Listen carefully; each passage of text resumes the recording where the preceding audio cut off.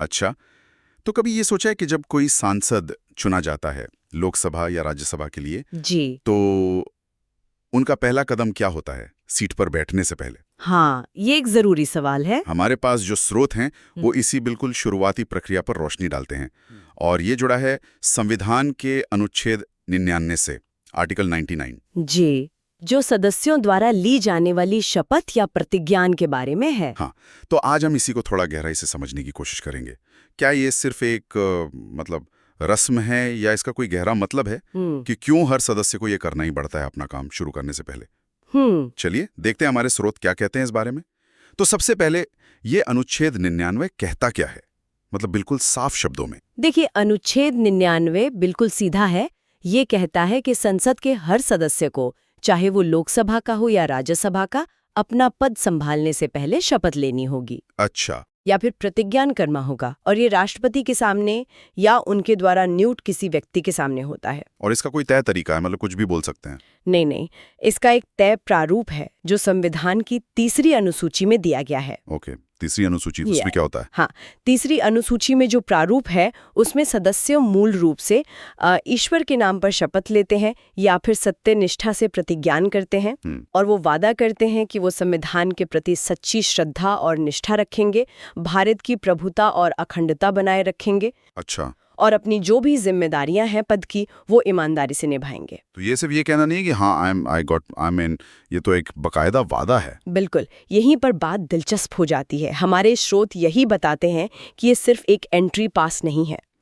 ये शपथ सदस्यों को उनकी सबसे बड़ी जिम्मेदारियों की याद दिलाती है, देश के प्रति, संविधान के प्रति, और जाहिर है जनता के प्रति उनकी जवाबदेही। मतलब ये एक पब्लिक कमिटमेंट है एक तरह से। एकदम सही, सार्वजनिक रूप से ली गई एक प्रतिबद्धता।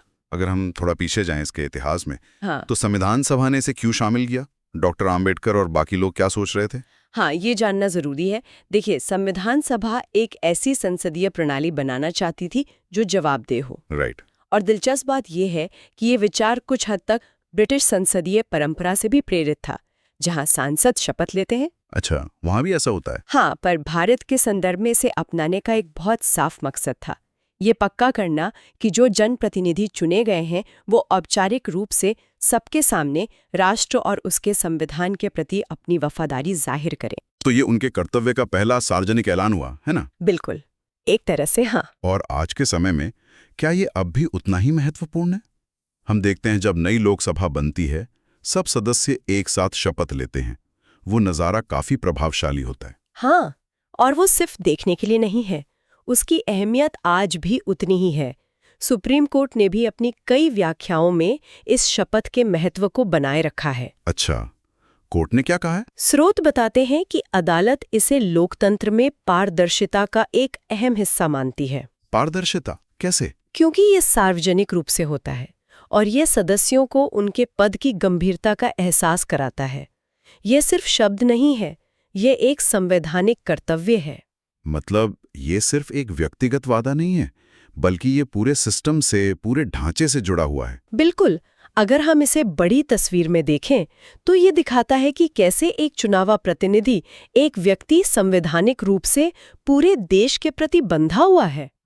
ये शपथ उन्हें उस बड़े संवैधानिक ढांचे से जोड़ती है जिसके तहत उन्हें काम करना है। ये सिर्फ कुछ शब्द दोहराना नहीं है, ये संवैधानिक नैतिकता की नींव का हिस्सा है।